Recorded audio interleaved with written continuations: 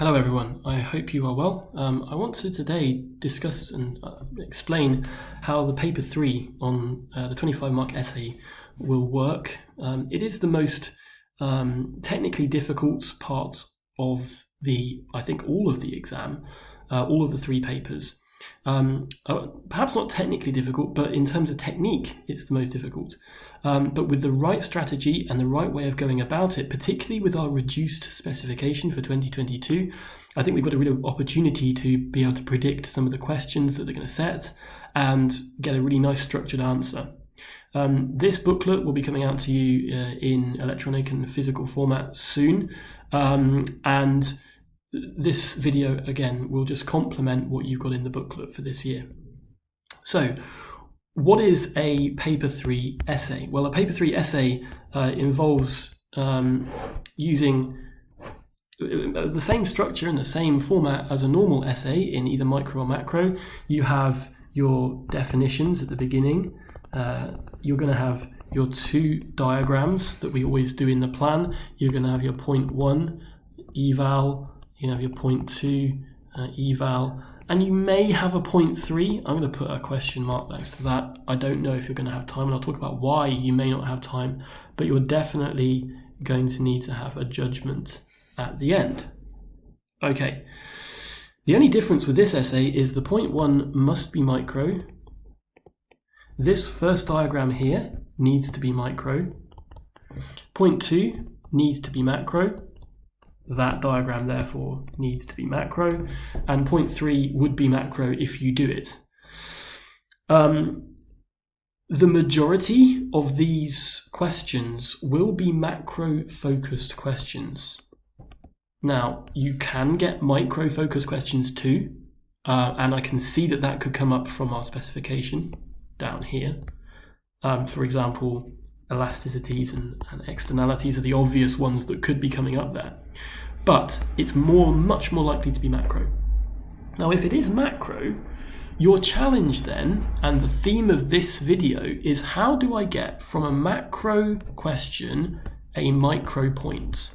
And what is a micro point? And how do I know that I've done a micro point and that I've met the mark scheme? If you don't do a micro and a macro point, you will be severely marked down and you will lose a lot of marks. The other reason why this is really important is that by giving a structured, clear essay, you are going to save yourself some time, because you're going to this whole paper is divided into 2 sections. The first section is a 5, 8, and 12 mark question on a data response, then a 25 mark essay. You've got to finish that 25 mark essay and go straight back into your 5, 8 and 12 markers again, and then do a 25 marker. There's a strong possibility that if you get mixed up, draw the wrong diagram, add on an extra paragraph because you're not sure if you did a micro or not, then you're going to waste time. So by getting this right, you're going to be able to move on to the next section quickly, confidently, and you've ticked all the boxes. And you just want to get your 20 out of 25 and move on. Obviously, if you can get more than that, then that's great, but timing is of the essence. So how do we do a micro point? Well, we do a micro point by either the majority of them, I feel, could be a cost or a revenue diagram, as you've learned in micro in theme 3. Now, why do I say that? Well, if we look at our breakdown here, ignoring the micro points, let's look at the macro points. Well, we've got demand side policies and supply side policies, with supply side policies again coming up down here. So you've got a double hit on on supply side policies. If you think about it, supply side policies are all about costs, and demand side policies, well, are all about revenue. What I mean by that is average revenue, and what I mean by that is average costs.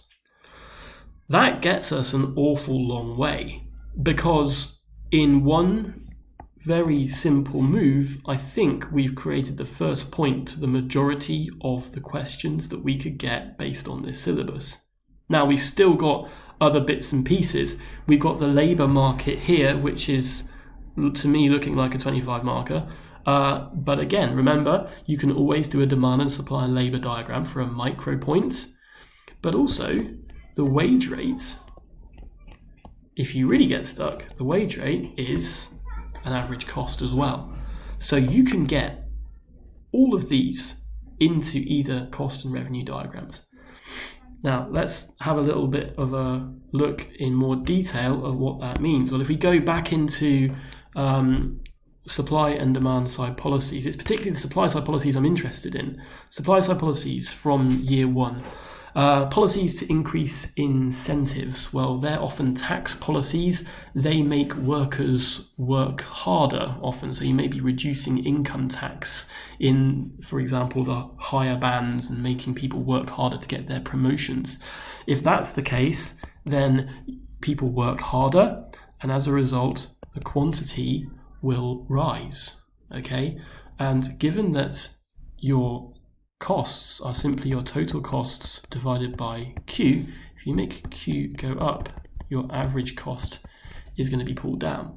So a lot of these things are either pulling your cost down directly, or you're raising your productivity. Raising your productivity raises quantity, and therefore for the same amount of costs, you're having more output, which means your average cost will fall. Remember, average cost is just cost per unit of production. Supply side policies raise your productivity. Competition, again, you're going to see capital, for example, innovation. You're going to see firms becoming more efficient. That efficiency is going to drive that quantity to rise, or it's going to pull your total costs down as well, as you may see cuts from firms. Reforming the labour market. Well, as you reform the labour market, you're seeing that people are being paid less. You may be pulling minimum wages down, for example. You may be reforming the benefit system, so more low-skilled labour, low-wage labour is coming into the labour market. All of those things are pulling firms' wages down and costs down. To improve the skills and quality of the labour force, well, again, you're raising your productivity. Productivity, again, pulling quantity up, pulling average cost down. And improving infrastructure, well, that again is a cost of production, it's transport, therefore your total costs are falling and your average costs are falling too.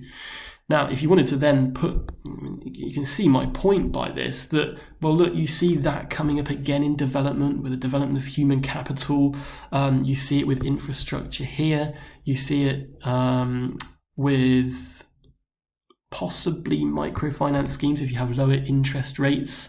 You see a lot of, I can see a lot of demand-based policies here. So trade liberalization may be affecting your AR. Again, FDI boosting the demand for local firms who may be supplying that firm. The floating exchange rate systems. Exchange rates we'll talk about later, but exchange rates, again, a really important one. And managed exchange rates too. Protectionism, again, you're raising the demand for your local firms. So you can see that AC and AR are coming up all the way through all of these. Fair trade schemes as well. AR, increasing revenue. Development of primary industries. AR, development of tourism. AR, aid. Could be costs, could be AR. Again, you can see what I'm trying to get at here, that this is incredibly useful. This is going to really help you to get your micro points from almost any of all of these things. And again, these areas here, you can see them being repeated again. If you like sort of patterns, you can see, well, perhaps we can predict this exam a little bit. Right, let's talk about it then. So how do I draw a good diagram which is going to help me? Well, first of all, you're going to have to start off, and the difficulty here is this diagram. If you don't like this diagram, and you draw it in the wrong way, or you find it difficult and you're in the exam and you're nervous, then you're really going to struggle with this. So you've got to practice it. You're going to put your first level of profit in there. I will label it PABC. And we're going to pull down our variable costs. So in a different color, what I'm going to do is pull down my MC curve to MC. That was MC1, this is MC2. ATC is also going to go down. Technically, this is a little difficult to draw, actually. You want this to kind of come up a little bit closer and go like that. That's slightly difficult to draw. And you're going to see a new MC. You've got to use your MC2 equals MR now. You had that MC equals MR there. MC2 equals MR, and pull it up to the original demand curve. There you go. You've got your P1. Well, actually, that should be P1. That's going to be P2. That'll be C1. And the difficult bit now, you've got to find the red line. And you won't have this in the exam because you don't use colours because it's photocopied for the board. And so therefore, you've got a bit of work to do there. Right, I'm going to call that D and E. And I'm just going to say, there we go, we've got an increase in our profit. Now, from showing that to you, you can see that what the problem is. We're really looking at an A-star, there's no such thing as an A-star diagram, but you're looking at a very complex diagram which most students from most schools wouldn't use, and you're immediately being really impressive to the examiner. If you can pull that off, brilliant, absolutely fantastic. So you might have said, right, this could have been about infrastructure. Infrastructure pulls down average costs. Anything to do with productivity, anything that's shifting LRAS, great. I'm increasing my output, average costs are falling. Anything, it could have something to do with the exchange rate because factors of production, imports, for example, FOPs are becoming cheaper. They're your costs. That's pulling your costs down. Anything like that, this diagram can do. So just think about just how useful that diagram is at meeting almost all of the specification on paper 3. I don't think I could give you a better diagram other than AD and AS as to how useful that could be. Now on the other side of things, we could do a revenue diagram. A revenue diagram is you're simply just you're going to be shifting your D equals AR outwards. I think slightly easier this one. So let's just shift that one outwards. Now it's best to do that with a ruler. I will try and do it parallel. Let's call that D2. Let's call that 2. D1 equals AR1. MR1. Now the problem with this one is you've got to have then a parallel shift of your MR curve as well, so that will be called MR2. So each one has shifted parallel that way. You should have already done this before, so you've got a parallel shift there as well. You should have already done that before, but just as a reminder. And you're going to now need to go and find that MC equals MR2. So that was Q1, that's Q2, and you're going to take it up to your new demand curve there. It's very easy to get it to the wrong demand curve. Go over to P2, and again, you're still on your original ATC. Now that can be quite close to your original point, so you've got to be careful with that one. I think that's everything that I've got labelled, and as you can see there, it's really clear that your overall profit has increased hugely as a result. Now that could be all of your demand side policy. So you could have had an increase in government spending or a fall in interest rates, something like that, a fall in tax. If that's boosted AD, it will have also boosted the demand in individual micro markets as well. That will have increased profit, and that is your point. So your point for both of these then, my first micro point, is that profit. Now if you're really, really good, am I going to say that? No, I don't think so. But if you were really good, you could talk about consumer surplus as well, or producer surplus, but I don't think you could get it from the diagram. If you were really, really, really struggling and you just can't remember that, you could do a demand and supply diagram like that, shift supply to the right like that, or to the left like that, or shift demand to the right like that, and you could get your consumer and producer surplus that way if you were struggling with those two diagrams. Now, if you want to know how to do those, well, there's much better than my diagram I've just done there. There we go. There's an example there, and you've got the how you would write it out there. If it were a fixed costs, again, it's easier to draw, but it may not be, but you may be able to do a fixed cost one there. And there you go. There is your demand AR1 there with the full explanation there too. Final thing to say is that those first micro points must be evaluated with a micro evaluation. So these I'm not going to go through those now, we'll be doing a lot of that in class, but they are the points that you could use for a micro evaluation, which could be useful.